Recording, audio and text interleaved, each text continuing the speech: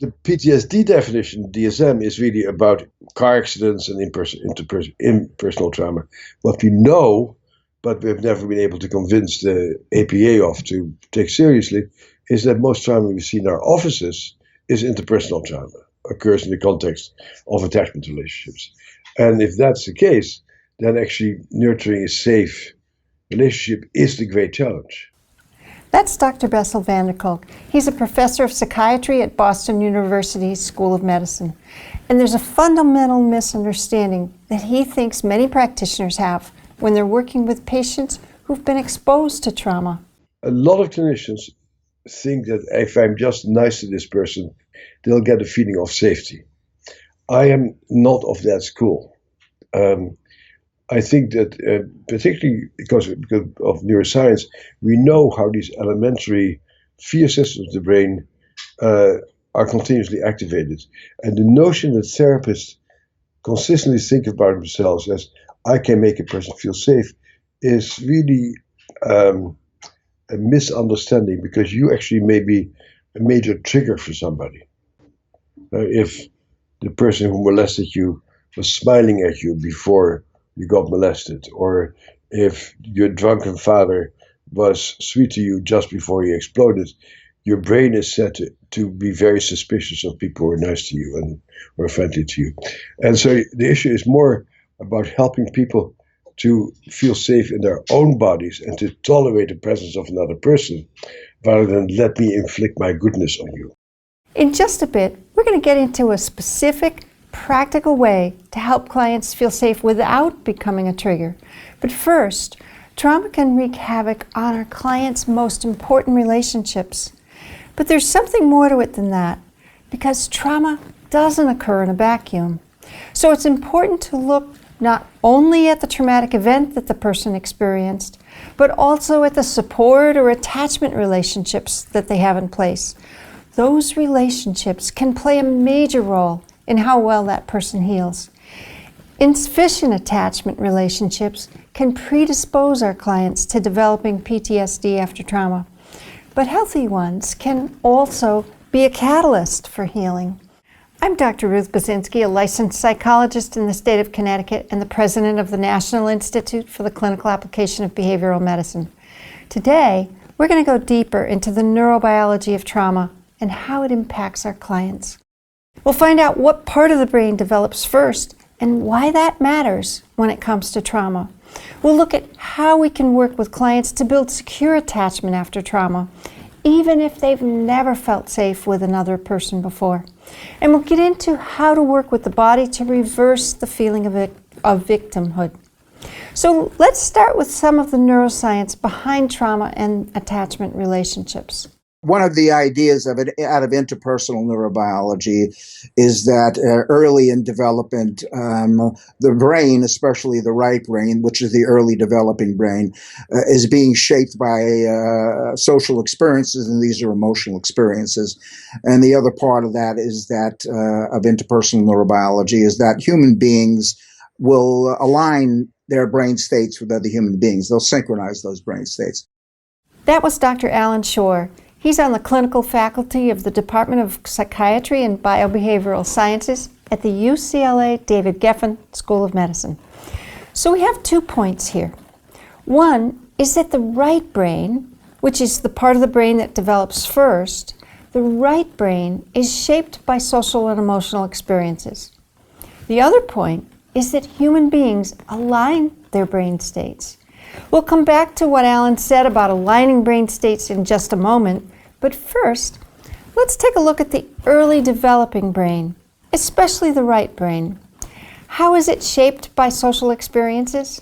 Essentially, what we're looking at here early on in a secure attachment, in an optimal situation, is that the mother is regulating the baby's states, regulating both the dysregulated negative states as well as upregulating the positive states. And this regulation allows for the infant to become at the homeostasis, which is therefore optimal for the imprinting of the circuits especially in the right brain, especially the stress regulating circuits that will be used at all later periods of time, especially the circuits between the right amygdala that are being regulated by the right cingulate, the right orbital frontal, etc. So here, what you have is an optimal situation in which these circuits can be imprinted, while in cases of trauma, which is too much hypoarousal or too much hypoarousal, etc., you're getting an inefficient imprinting of those circuits.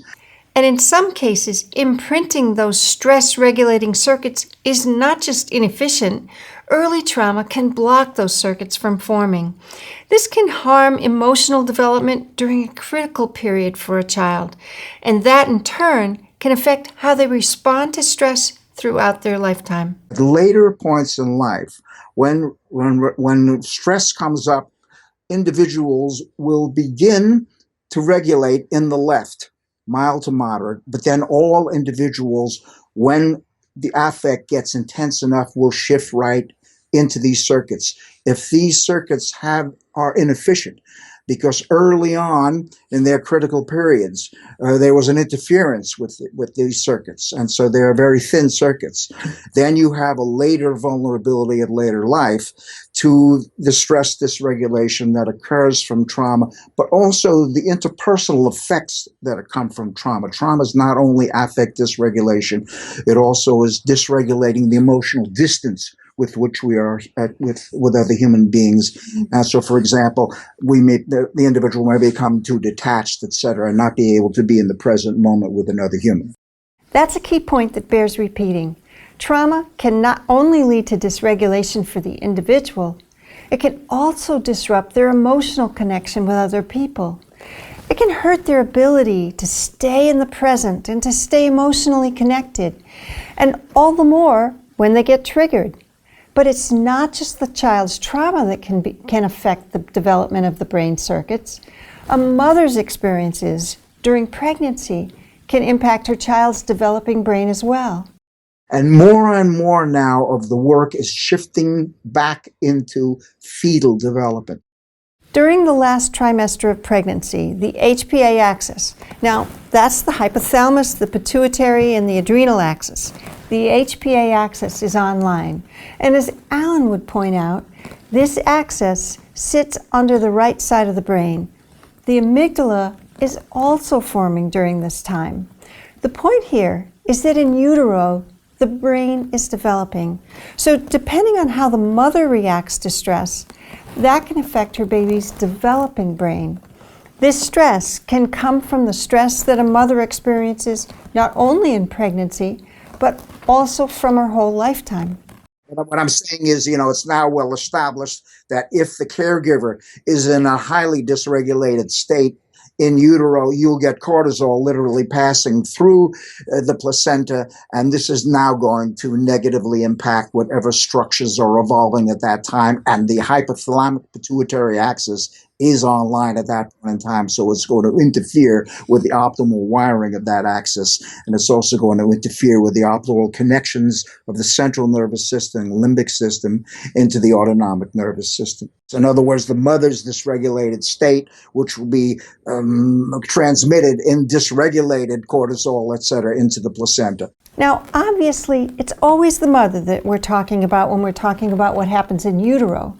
But once the baby is born, either parent can pass on unresolved trauma to their child, or any person who's a major caregiver for that matter. The mother, the primary caregiver, the dysregulated caregiver, is also imprinting that internal working model into the baby itself. And the baby is not only being impacted by these situations of going into hyperarousal or going to hypoarousal. And the key here is not only that, but then there is no interactive repair afterwards. Because remember, the key to affect regulation is not only the perfect attunement, but there are ruptures. And then it's the repair after the ruptures that really teaches the child how to tolerate negative affect instead of to banish it out by defenses, etc. But I want to point out here that what is transmitted here is not only the trauma itself, but the defenses against the trauma. So now you have an individual who will be highly prone to dissociation at later points in life, and that is one of the great indicators of whether a person will go into traumatic stress at later points in life if they habitually characterologically dissociate here. What Alan said just now is so important. The infant is not just absorbing the caregiver's reaction to stress and trauma. The infant is also learning how to defend against rupture. That might be the most critical point of all, because rupture will happen frequently in life. Some of it can be prevented with learning and growth, but not all the time. Rupture is common, even for people who come from secure and loving homes. It's how we deal with rupture that affects so much of our lives. Now, a few minutes ago, we heard how during a traumatic event, our clients switch over from the left to the right brain. Let's take a moment to review a few basics about the brain. We think of the left side as the more logical, verbal side. On the other hand, the right side is the more emotional and nonverbal. When we think left, we're usually talking about the conscious mind. The unconscious mind, on the other hand, is associated with the right side. You see, you have to be on the left side if you want to decode the literal meaning of something. But you won't be able to figure out the implied meaning of something unless you're on the right side. What's that supposed to mean? You'll never know. And according to Alan, it's the right side of the brain that can be affected by early life trauma. Since the right side is the more emotional side, it can have an impact on our ability to form social connections and relationships. So here we have the right brain, which is dominant for processing of emotional and social information. And incidentally, all trauma, early trauma, will interfere not only with the processing of emotions, but also the processing of information, social information, voices, faces, gestures, etc. And later, they're linked together. These are not separate situations, and there has been a shift in trauma theory from the one-person psychology to the interpersonal, the relational, which, as you know, is now part of just about all psychotherapeutic models. So trauma can particularly hurt a client's ability to process information that's social and emotional. That's because it disrupts the circuits in the right side of the brain, the more emotional side of the brain. So how can we work directly with the right side of the brain of a traumatized client? So from this, essentially, I've come to the idea here that when we're with the patient, we're not only listening to the words and we're processing their explicit communications about themselves, but we're also listening at another level, because at another level, just as the left is communicating to another left, right now, my broca to your Wernicke, we're also communicating our right brain states to other right brains that are attuned to those communications. For those of you who don't remember this from your licensing exam, Broca's area of the brain is the part that's associated with producing speech. Wernicke's area is the part that helps us understand speech. So Alan just said his Broca to your Wernicke as you were listening just now. This is what's going on as I'm talking. My Broca is connecting to your Wernicke. Now, we often tend to focus on verbal communication in the therapy hour. That's a bias toward the left side of the brain. But in the last few minutes, we've learned how much trauma disrupts the right side of the brain. So it's critical to think about how we're communicating, not just with the client's left brain, but also with their right brain as well. With that in mind, let's look at how a misattunement in the relationship between practitioner and patient can sometimes occur. Usually it's because when the patient is going down right into their body, the therapist is going up left into some kind of abstraction. So they're in different hemispheres. So how do we get to these affects that are underneath the surface, etc.? How do we pick up these communications? How does the person literally know that in our felt experience, we also picked up these communications, which are being transmitted by our voice, by our facial expressions, and also by our body gestures. Now, that's not a theory. I mean, that is literally the way that human beings work. It starts in the attachment relationship. Those attachment relationships are there at later points in time. So when we're thinking about communicating right brain to right brain, we have to think physically. We communicate with our facial expressions, the tone of our voice, and our gestures.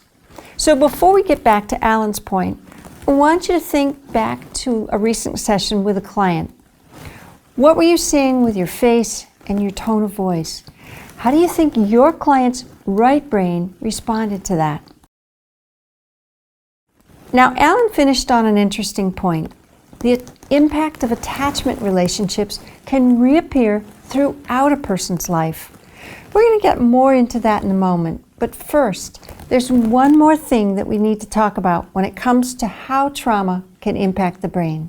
I also want to point out very quickly here, usually when we're thinking about trauma, we're thinking about underregulation disorders, where the person now is in sympathetic hyperarousal and they cannot downregulate the sympathetic, which is dominant for the right, etc.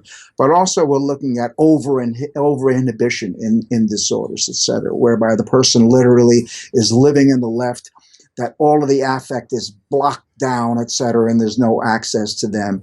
And incidentally, there's more recent evidence that men have more of a tendency towards that and towards externalizing psychopathologies, and women more towards the So we're also talking about more than underregulation. We're also talking about overregulation and the use of dissociation, which just packs these down underneath consciousness. So let's look at that for a moment. What happens to a child when their caregiver responds to their own trauma in a left brain over-regulated manner? When the parent is responding predominantly in an over-inhibited way, it's likely to be registering in the left brain. So how does that affect a child? So children who have been more or less raised by a left brain and not by an attuned right brain also usually cannot get a sense of their own core self and how their core self literally can be activated in intimate human relationships with another human being. Now, we've talked about how a traumatized mother can affect a child's developing brain, but here's the thing. When we're talking about attachment, the focus is too often only on the mother. All children start with two parents, and it's extremely important that we think about the father or partner's contribution here as well. Good parenting can and should ideally come from both parents. But when one parent isn't able to produce that attuned right brain presence, the other parent can compensate for that. Not only that, but other people besides parents can be important caregivers as well. Families come in all configurations. It's love that makes a family. The key thing is that there's an adult in the child's life who is attuned right brain presence for that child. That can help the child develop a sense of their core self. This matters because attachment relationships that are developed in infancy can stay with a person throughout a lifetime. But how does that happen? Well, here's an idea. What you can see in developmental trauma is people will evoke from people around them unhelpful responses that reinforce the stress and the vigilance for danger and the feeling like people don't really trust you. Well, no, they don't trust you because you're doing stuff to evoke these hostile reactions from them. And then you go, they're hostile. The whole world is hostile. So in other words, you convince yourself of your own worst nightmare. Sometimes it's because you've selected people who are actually people you shouldn't be around. And sometimes they're people you can be around, but you're participating in an active way to create a nightmare. That was Dr. Dan Siegel. Dan is a clinical professor of psychiatry at the UCLA School of Medicine. There are times when a person with developmental trauma might provoke certain reactions from other people. Those reactions will end up reinforcing their own childhood experience. It's like your client's childhood attachment styles can become a self-fulfilling prophecy throughout their life. Alan Schroff and I wrote a little teeny paper called The Verdict is In, that you can get from my website, where we wanted to summarize all of his 40-year longitudinal study of attachment in just 4 pages. But the key thing there was, kids who have certain experiences in the first 12 to 18 months of life evoke from their teachers in the early years of elementary school and in summer camp from their friends, their peers, exact ways that their parents were treating them. But the baby didn't create that, you see. They just adapted to it at 12 months. But then at 7 years, they're evoking it from people who never met those parents. And so then the response of their peers and the teachers then reinforces the very strategies they developed as a 1-year-old. So Dan's saying that your clients might evoke their childhood attachment pattern from the people around them. That's not only true when their attachment relationship is healthy, but unfortunately, that's also true when their attachment relationship is unhealthy. So it might be best to think about what secure attachment looks like to start with. Someone with secure attachment basically says, I'm worthy of being seen. My emotions are worthwhile. I can take what I feel and communicate them to you, Ruth. And you will say, oh, yeah, Dan, I hear what you have to say. And I have a right to reasonably expect that certain people, not everybody, will respect what I say, hear what I say, and provide me with what I need, not in an entitled way, but in just a human way. Okay, so that's secure attachment. But what about avoidant or ambivalent attachment? Whereas avoidant attachment, in about 20% of the population, that strategy is I haven't gotten what I need early in life from my primary caregiver. So the way I'm going to survive is I'm not going to need anything from anybody. So now I comport myself as a 5-year-old in camp or a 7-year-old in school, and I don't ask my teacher for anything I need because I don't need anybody for anything. Well, if I'm going to, let's say, a romance later on, and my partner feels like I don't need her, well, guess what? I don't. So then she acts in this kind of cold way, which proves, see, I don't need her like that. So you evoke your same, I call it a nightmare, but in this case, it's a strategy of avoidance. In ambivalence, it's, I better rev things up because my parent wasn't disconnected as an avoidance. Now they're inconsistent. Sometimes they're there, sometimes not. Sometimes there, sometimes not. And they're intrusive at times. So what I do with that strategy is I say, I don't know if you're my friend, Ruth. I don't know if you're really going to be there for me. But if I really amp things up and say, hey, come on, let's go to this party. Let's go here. Let's go there. Let's go there. And you go, God, that's too much. And you go, see, you're not there. You said yes before. You didn't do that. And so it's like this. It's like this. I can evoke a look in you like, I don't know if I can still be your friend. I go, see, you don't know if you're going to be my friend or not, right? Like this. Well, I pulled that from you because I'm a nudnik, like this. And I don't mean to be. It's just what my whole limbic area does when it comes to important people like a friend like you. Take a moment to think of your clients. Does something Dan said remind you of one of them? Or let me take a risk here and say that maybe it reminds you of something of yourself? Now, we've talked about 3 types of attachment: secure, avoidant, and ambivalent. But there's one other that's distinct from all the rest. Now, in disorganization, it's very different. In disorganization, whatever the background attachment is, secure, avoidant, ambivalent, apparently the research shows it doesn't matter, which is kind of startling, actually. If I've had disorganized attachment, I can't regulate my emotions. I fragment my internal sense of self. Under stress, I cannot think clearly. And mutuality in relationships is really strained. And so I feel like I don't really get much from relationships, so I better try to get something from you. It's not a, give and take like that. So of course, I'm going to pull from you, if you're my friend or if you're my therapist, I'm going to pull from you all these things. While disorganized attachment is often associated with abuse and neglect, it isn't always the case. Now, you've had a rundown of the different attachment styles and how they can play out throughout a person's life. That's a lot of information. So before we move on, take a moment to jot down your biggest takeaway so far. Okay, so how does this impact our interactions with clients? So for me, the whole idea of psychotherapy as a therapist is to engage the process by connecting with the person in front of me, realizing that There will be the things happening in the here and now. This is what happened this morning. This happened last night. An interaction the person is telling me about. Fine. But at the same time, there's all the things that are happening right now in the moment that are echoes of strategies that were developed from the time, not just when this person was a 1-year-old, but now we know with epigenetic things we've acquired from experiences that this person's grandparents had. Dan mentioned epigenetics. We looked at epigenetics a bit last week, but let's take a moment for a quick review. Epigenetics is about what makes certain genes active for some people and dormant for others. So even though you've inherited a certain gene, it might stay dormant for your entire life. What's more, we can pass not only our DNA, but also these changes in gene expression to future generations.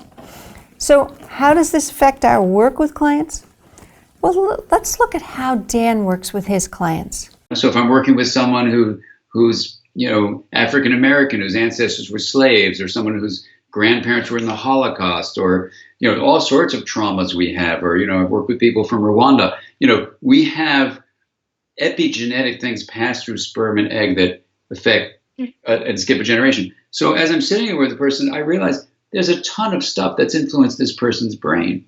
The mind is not the same as the brain, but it's one aspect of the mind is the brain and the whole body, and then our sociality. So what I do then is I try to keep a space inside of me to know that my job is to allow these dysfunctional interactions to arise, not to see them as, oh, this is such a hard job, but to see them as, yay, an opportunity to do some work. How fun is that? I mean, what a glorious profession we have that we can help people. I mean, I literally feel that way. So I actually see those hard things as invitations to explore. I don't, see them as difficult. I remember once when I was in training, I remember a peer of mine in our same year in training. We were both doing family sessions, 2 rooms next to each other. And the families left, and I could hear his family screaming and my family screaming, whatever. And I was so used to that. And I thought that's what we're there to work on that. And he's like literally pulling his hair out and going, I'm going to become a researcher. I can't stand this clinical work stuff. Why would I ever want to be with people who talk about killing themselves? It's like, what? I mean, that's what you're there to do. And so he became a researcher. But, listen, it's part of our job, I think, is to immerse ourselves in the chaos and the rigidity. That's where the suffering is. And, as our wonderful poet Leonard Cohen said, everything has a crack in it, and that's where the light gets in. So I see these chaos and rigidity moments as cracks that literally let you illuminate the path forward. It's the dysfunctional interactions that give us an opportunity to help people. But those can be the times when it's most challenging for our clients to stay connected, to stay in the moment with us. Now, back at the beginning, both Bessel van der Kolk and Alan Shore talked about how trauma disrupts relationships, particularly the ability to stay present and connected with another person. So how can we as practitioners help people remain emotionally connected, especially when they're dysregulated? Well, the answer could lie in the right brain. You see, it's the right brain circuits that are particularly disrupted by trauma. They're also the seat of emotion in the brain. So to best serve our patients, connecting with the right brain is critical. For many of us, this is a bit different from our training in grad school. The idea that comes out of left hemispheric models, purely top-down models, is that changing thinking ultimately will change feeling, etc. But there's a limitation to that, especially with intense affect, which is why insight, which used to be thought to be the key, is not the key. The relationship is the key, and the relational interactive regulation, because essentially what attachment is, the interactive regulation of emotion, the interactive regulation of the biological synchronicity between organisms and within organisms. This means that we are using our own subjectivity in this situation. The old idea about being neutral and detached, etc., is problematic at this point in time. We are using our own subjectivity to feel into the subjectivity of the others, and when another person has that experience, they change just by the nature of knowing that someone else is resonating with that state, etc., and that in itself can, can have a regulatory mechanism, an effect there. So here's the thing. Our relationship with our clients can be part of what helps them realize that they can regulate. It's part of what helps them change. The experience itself can be rewiring their brain. So more and more, we are learning how to regulate, how to form an attachment bond of emotional communication with a wide variety of patients and a wide variety of states, not only how to downregulate fear, but also how to downregulate rage, how to downregulate shame, etc., but also, just for the record, how to upregulate positive emotions, interest, excitement, because as you're well aware, trauma, what you have in the early history, there's very little play behavior there, so the person is now going to be, more sensitive to depression. I think that's a really important idea. When we talk about trauma, we're often talking about how to help clients tolerate difficult emotions. We have strategies for teaching self-regulation and for managing hyper-regulation. But that's only half of the equation. People also cope with trauma through hypo-regulation, dissociation, and shutdown. So as practitioners, we also need to think about how to help clients tolerate positive emotions. We need strategies to encourage interest, excitement, and even play. We'll get more into that in a few minutes, but right now, let's get back to the practitioner-patient relationship. Why it can be so hard for people to co-regulate after trauma. Because the problem in trauma is that literally the person will sever the interactive regulation and literally go inside, disengage, and auto-regulate without really remaining emotionally connected. How can the patient remain emotionally connected with another human being while they are in these dysregulated states? Because part of the problem in trauma is the inability to take in interactive regulation, to take in comfort also by the other. You've got a closed system. The question is, how can that we open that system, which takes some openness of our own systems. So relationship is paramount, especially forming attachment bonds with clients. A secure attachment figure can be so healing for our clients. There are many reasons here, but a big one is that it can help a person regulate their emotions. I think having a secure attachment figure is the basis of emotion regulation. And if you have that, your capacity to regulate your emotions is going to be much greater. And I think you'll see much less of the emotional roller coaster that you would see without a secure attachment figure. That was Dr. Ruth Lanius. If you were with us last week, you'll remember her. She's a professor of psychiatry and director of the Post-Traumatic Stress Disorder Research Unit at the University of Western Ontario. So a secure attachment figure can help a person regulate their emotions. But beyond that, a secure attachment figure can help a person manage fear. I think this takes us right back to the work of Bowlby, I think, who really stressed the importance of having that secure base in the emotional development.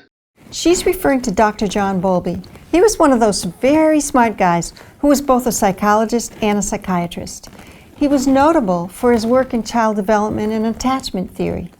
If you have a secure attachment figure, who's there when the infant is first born and can soothe that nervous system of the infant, for example, when the infant gets hungry or when the infant has a wet diaper, over time that nervous system learns how to regulate itself, right?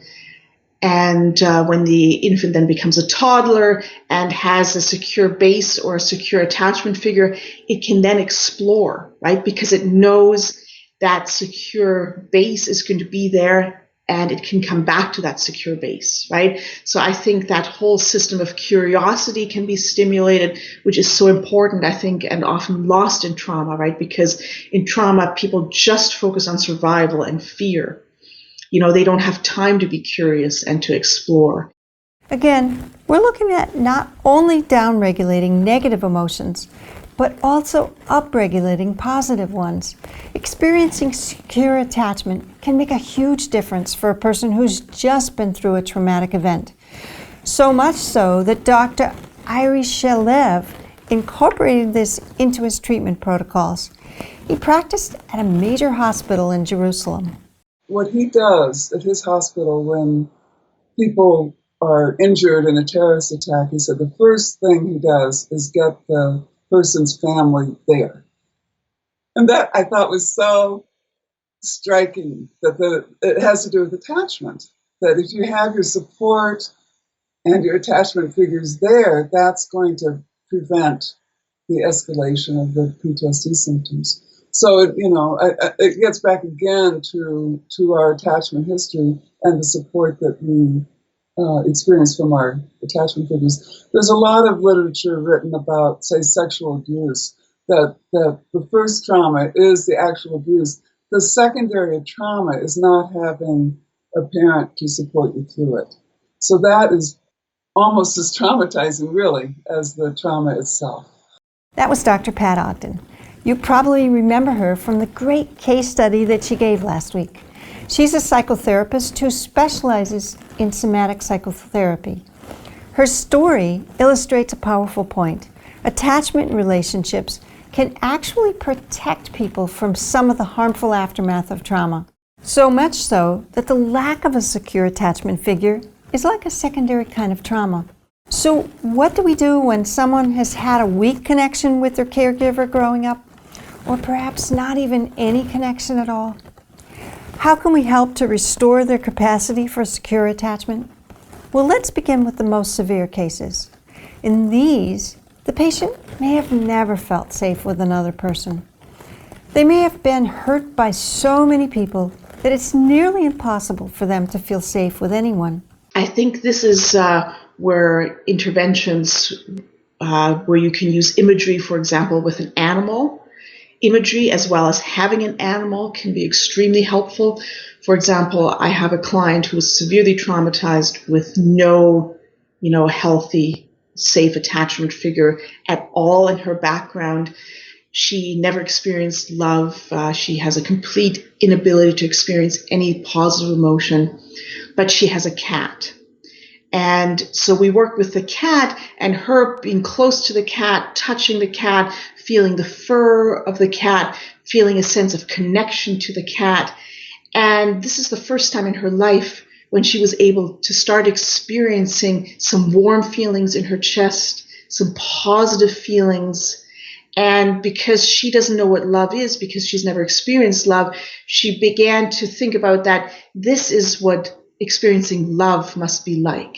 So I think for a person like that, working with an animal, because humans, thinking about a relationship with another human being would be too dangerous, working with an animal, I think, can be very helpful. So for people who don't feel safe with other people, animals can play a key role in healing. This idea was reinforced in a study that Ruth conducted. Something that we noticed actually when we did a brain imaging study years ago, and we asked the traumatized clients to come up with a scenario that causes sadness for them.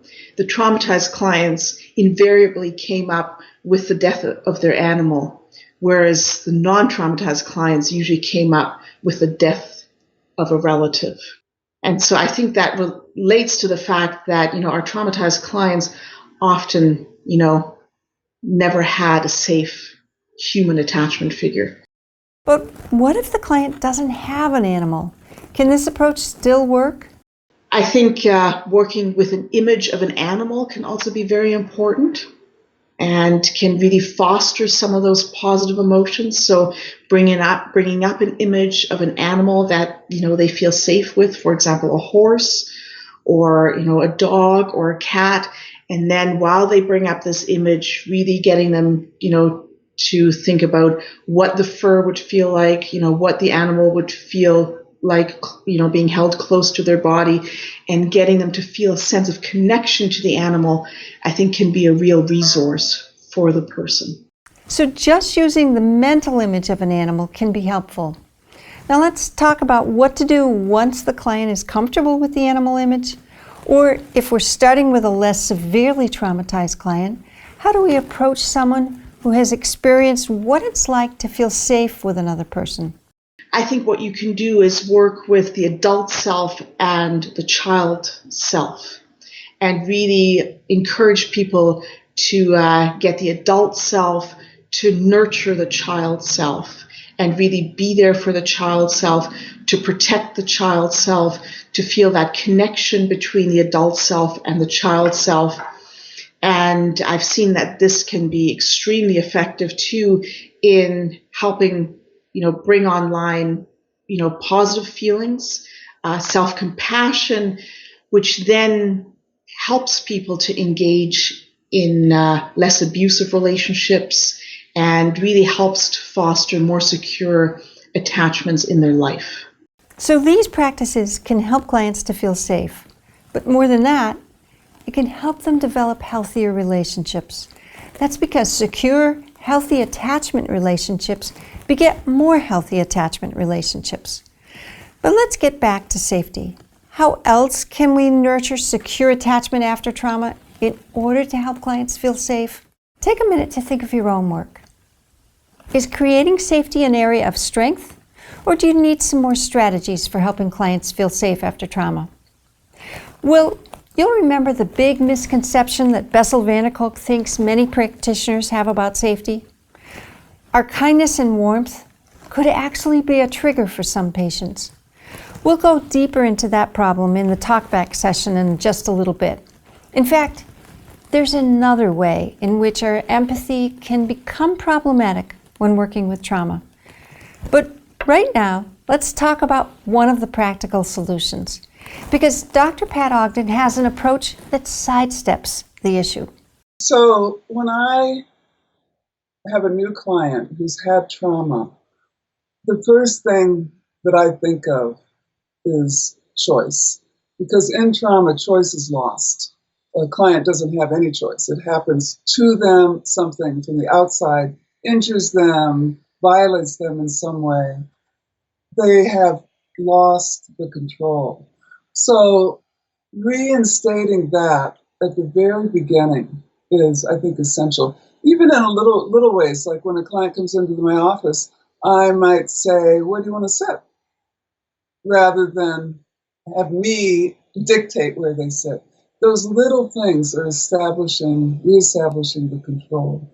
But beyond creating safety, why else can choice be so powerful for clients? So when they experience with you as the therapist that choice is being offered them and that they're in charge, I think that starts to stimulate kind of an inner security and what we would call organicity, which is a term from Gregory Bateson about inner wisdom. So in these little moments where you're demonstrating trust in the client's own intelligence, the client's own healing power, that starts to establish a certain kind of relationship that they can begin to rest in, that you know that answer and that intelligence is inside them. And they start to find that in relationship with you. Everybody has a set of principles, whether they're conscious or unconscious, that they embody when they're doing therapy. And for me, one of those principles is that organicity, that the intelligence is within the client, the answers are within them, and then the therapist starts to elicit that intelligence. And I think that really starts to build confidence and security in relationship.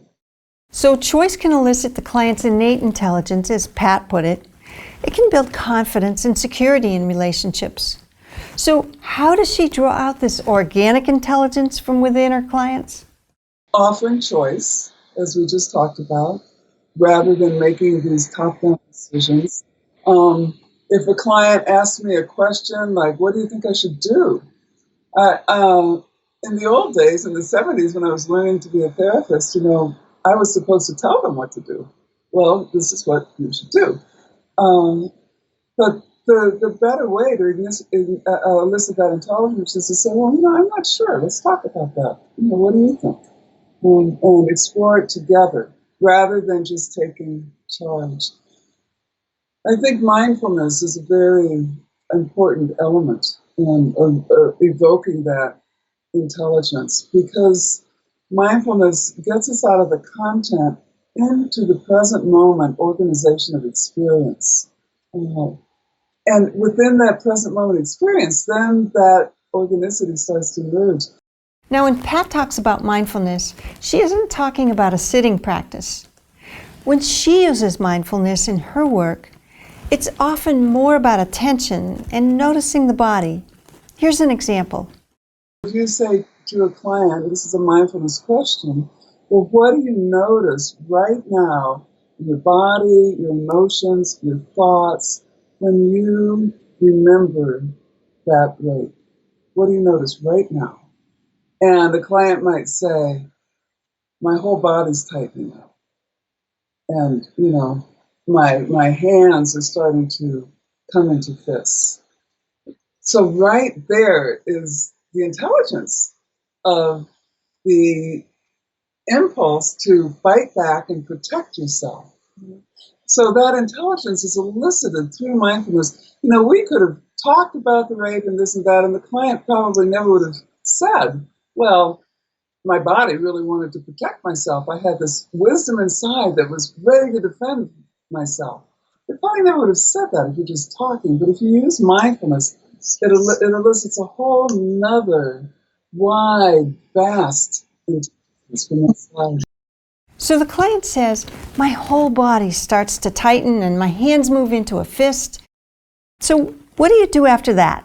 This is how you do it. You say, that's great. Let's follow your body. Let's trust your body. And you're giving the impression there is intelligence there. And if you say, just stay with the tension, if that's okay with you, you give the choice. And let's find out what your body wants to do. Or maybe there are words that come with this tension. Maybe your body's talking to us. And they might say something like, yeah, my body's saying, get away from me. So right there is that wisdom again. Okay, so your body knows that. So what action does your body want to make? And often it's a pushing away, striking out, some kind of protective measure. Most traumatized clients, when they come to me, they often don't even realize they have this inside them because they feel like a victim. And they go into that helplessness and that collapse rather than being able to discover those instinctive defensive responses that are alive inside of them. Let's pause a moment here because that's an important point. Feeling like a victim often goes hand in hand with trauma. That's especially true when the person wasn't able to run away or fight back, when they couldn't take action to escape and protect themselves. So how do you work to reverse that feeling of victimhood? Well, let's go back to Pat. With some clients who are dissociative, we'd start to work with parts of the self. Okay, there's one part of you that feels like a victim, right? I'll bet there might be another part of you that wanted to fight back, for example. So we start to help those parts integrate. One client, for example, felt two sides of her body. One side felt like a victim, the other side wanted to fight. So she started to realize that she wasn't just a victim, she also had this other part that had not been able to fight back during the trauma. Then those two parts could start to communicate. And, there could be an internal integration. When Pat talks about helping the two parts to communicate, she's not talking about an empty chair type of interaction. For her, it's more deeply rooted in the body. So how'd she do it? For her, with her left side feeling so victimy and the right side feeling so empowered. Now, this came from her body. This was not a suggestion of mine. She wanted to push out, but she wanted her right hand to support her left hand. So there was an integration of the part of her that felt like she could fight back with the part that felt like a victim. Now that was one specific case, but what else do we need to think about to understand the physiology of victimhood? And just as importantly, how to reverse it. So this is critical for people who feel like a victim, because when you feel like a victim, you usually keep yourself small, your body collapses, you're feeling like a victim is not this empowered way of living in your body where you're taking up space and you're aligned. So we work a lot with posture. The danger, though, is that you don't want to override parts of the self. Okay? So somebody's feeling like a victim, and you just work with posture to get them all aligned and everything, but you haven't really addressed that part of them that feels like a victim and helped the internal integration happen, then there could be a backlash. That's why it was so wonderful with that one client that she found in her body a gesture that supported the part of her that felt like a victim, not just overrode it. When we're working with trauma, we need to keep in mind the different parts of the client. Each part could have different needs and a different response to our interventions. A successful approach will honor all parts and help the client to integrate them. Does this idea about parts make you think of any of your clients? If so, we'll pause for just a moment so you can take a few notes about how this idea could be useful in a session. Now, as we've heard earlier, trauma can disrupt the social engagement system. And with developmental trauma, a client might struggle to read facial expressions, tone of voice, and other social cues. So one way that Pat has learned to help her clients learn to safely connect with others is through proximity-seeking actions. They are a key part of a secure attachment. So what exactly are proximity-seeking actions? There are ways that we signal our attachment figures, our attachment relationships, that we need them, that we're in distress. As a child, there's crying, there's screaming, etc. There's facial expression. And then there's the actual seeking attachment, like making eye contact. Like right now, you and I are making eye contact, even though we're miles away through our computers. Reaching out to another person, moving towards another person, receiving support from another person. I had one client with a lot of attachment disturbance. She didn't have physical or sexual abuse, but she was so neglected. And she would bring her dog, her dog's name is Spirit, to therapy because that was her attachment figure, and that really helped us. But I remember one time, because she had never received support as a child, so we were sitting on the floor, and I sat behind her, and I placed my hands like about this far from her back, and I said, "What? Let's try it out if you're willing. Like if you lean back to receive support, what happens?" And at first she felt nothing. She couldn't even really feel my hands because that experience had been so absent for her. And in my work, we physicalize it. We don't just talk about it and can you feel my support. That's a very physical way. Lean back, feel that someone's there. And at first she couldn't feel it.